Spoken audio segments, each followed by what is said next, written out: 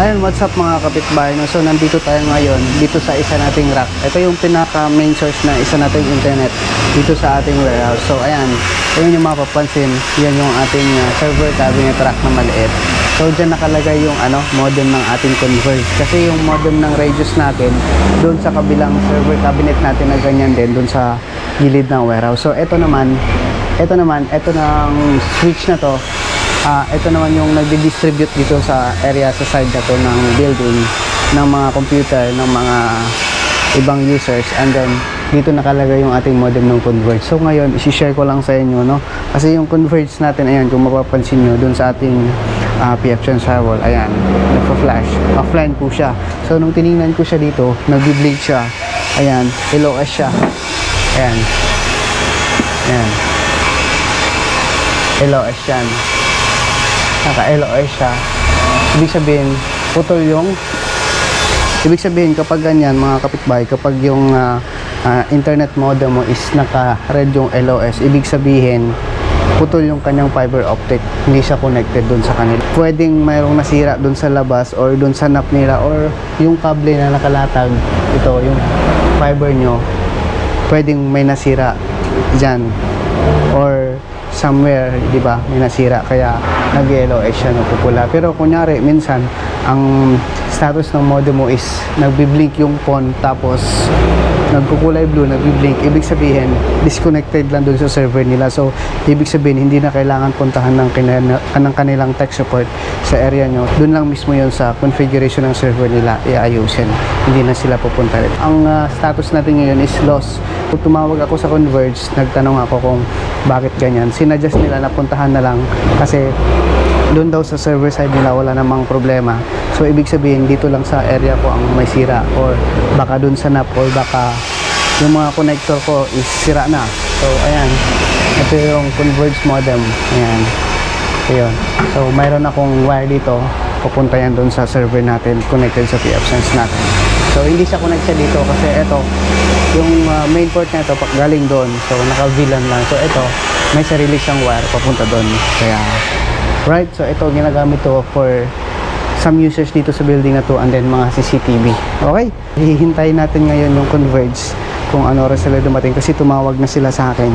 So hintayin natin sila, tapos iti-trace natin kung wala bang sira ang mga wire natin doon sa labas, kasi medyo malaki yung warehouse na to, mahaba, mga malayong lalakarin hanggang doon sa dulo. Titingnan natin kung saan yung sira, baka dito. I-check natin sa taas kung dito or somewhere doon sa NAP. So kapag walang sira dito, pero dito kasi naka-conduit naman yan so impossible naman na masira. Okay, pero check pa rin natin. Let's go.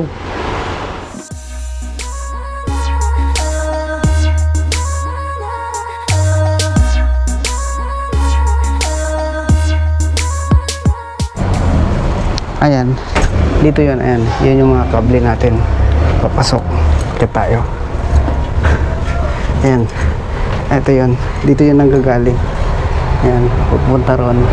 Titingnan natin dito kung may sira ba.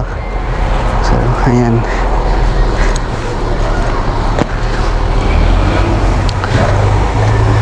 ito yun si Converge. Ayan, so ingat tayo dito sa fencing, baka makuryente tayo eh. So ito yun, buo naman siya, wala namang natupi somewhere dito. Ayan, uy, ito ano to? Ay hindi, ito pala yun.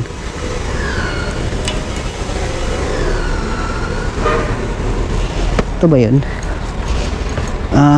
Wait lang, titingnan natin. Parang may natupi eh.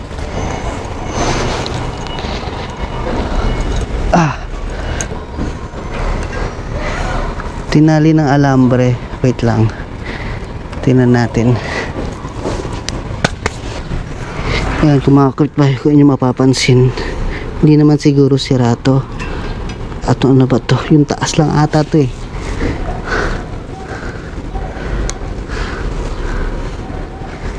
Hindi naman siguro. So isa yan sa mga sign. Tingnan natin dito. So saan na ba yan? Converge. Ayan, nakabaon pala yan sa lupa. Ito siya. So, doon siya sa baba. Ayun, nasa labas siya. Oy, tumatawag na siya. Yes po. Yes po. Ah, sige sir. Ano po yun? Ano po yun? Marvin po, Marvin. Sige sir, punta ako dyan sir. Okay, sige po. Sige po. Sige po. So ayan mga kabay, check muna natin dito kasi nandiyan na sila sa guard eh. Tingnan natin. So ayan. So ayan yung fiber ko sa baba. Ayan. Tapos dito yan tagos eh. Tapos papunta ron sa gate. So mukhang hindi naman siguro. Tara, pupuntahan natin sila sa guard. Let's go. So, ayan, meron din dyan. Ayan. Simula doon. Napakalayo niyan. Galing yan doon. Tapos nandito yung ano, ibang splitter ko kasi may mga naputol na kasi yan dyan eh. Tapos nilagyan na lang ng splitter. Tapos doon sa poste. Tingnan natin. Dito na. Tingnan ko sa lumabas. Pre, saan yung wire mo rito, pre? Dito po yun. Sa likod tumakbo to, no? Hindi, dito po. Dito lang yan nadaan eh. Hindi, papalabas niya. Hindi, doon. Pag gano'n yan, pabalik. Pabalik, sa pader tumakan. Hindi, yan o. Yung nakalatag. Tingnan nyo po. Akit po kayo. Akit po kayo. Parang may ano eh.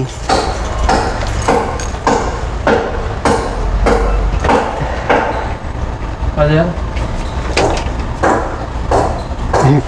Tuturo po ako sa inyo. Parang, hindi ko alam kung... Ingat ka dyan, sir, ha? Ay, kuri. Eto, sir, oh.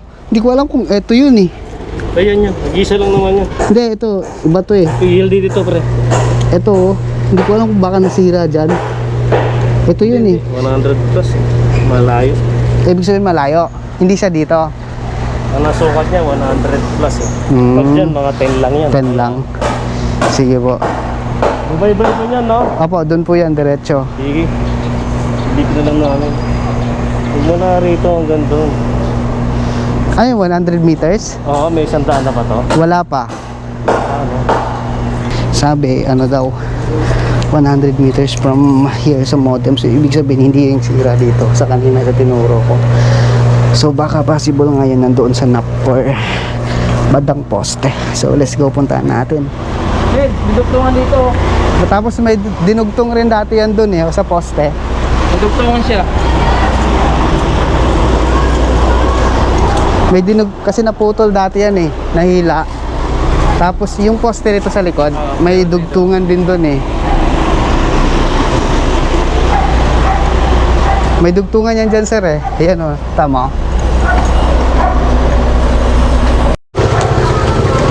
Ano po yung nap niya ayan Ayan sinampay lang ng Meralco doon.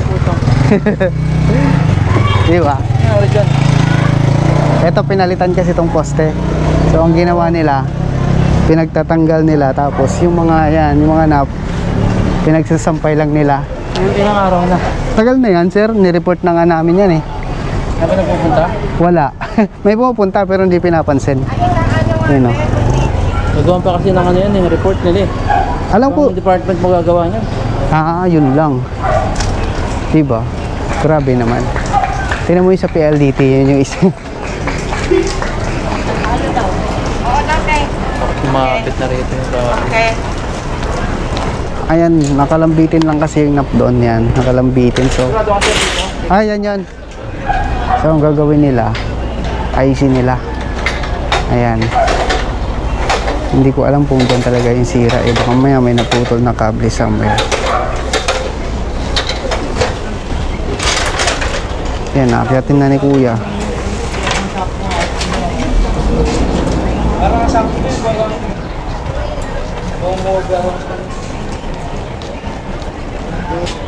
Okay.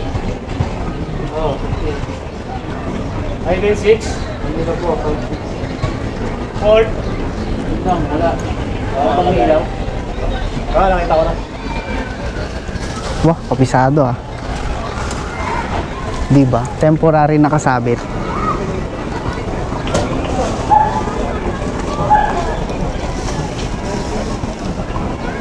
Tingnan mo yung sa PLDT. Ano? Sobrang! Bukas na bukas. Grabe. Yan. Kumain di kasha. Kumain di kasha. So ayun mga kapitbahay, no? So nakita na nila kung ano yung naging problema. Ayun, ang naging problema po is sira yung connector doon mismo sa NAP. Ayan, kung inyong mapapansin, ano nga ba ang NAP yon? Ito sa picture, yan yung NAP po. So nasira po yung connector natin yan na wire na nanggagaling dito papunta doon mismo sa NAP. So ayun, ang ginawa nila, pinalitan and then inulit. Tapos okay na ulit. Saka bumaba yung reading niya, naging 20 na lang kasi yung mga before is nasa 22 eh. So ngayon nasa 20, pumapalo ng 19. So mas lalong gumanda at saka bumilis yung internet natin. Kaya siguro nag-intermittent dati kasi defective na nga yung connector, siguro naglulus, lumalabas yung ilaw ng fiber. Kaya ayun, kung yung mapapansin, ayan, sa graph natin, online na siya. Ayan, tapos yung mapapansin dito sa modem router natin, ayan, wala ng LOS. Ayan, steady na yung phone, nakakulay blue na. Alright, so okay, so up na ulit tayo. Up na yung converge natin, up na rin yung Regis natin. So wala na tayong problema, kaya maraming salamat po. So ganyan lang po kung paano yung i-trace ang internet mo kung nawawalan ka ng internet. So unang gawin mo is basic troubleshooting.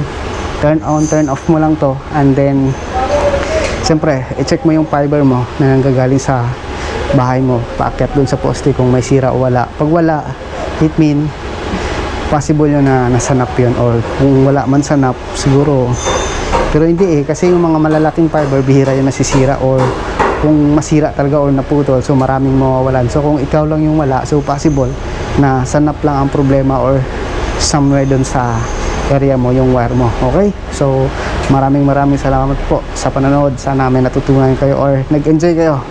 Thank you so much for watching and God bless and bye.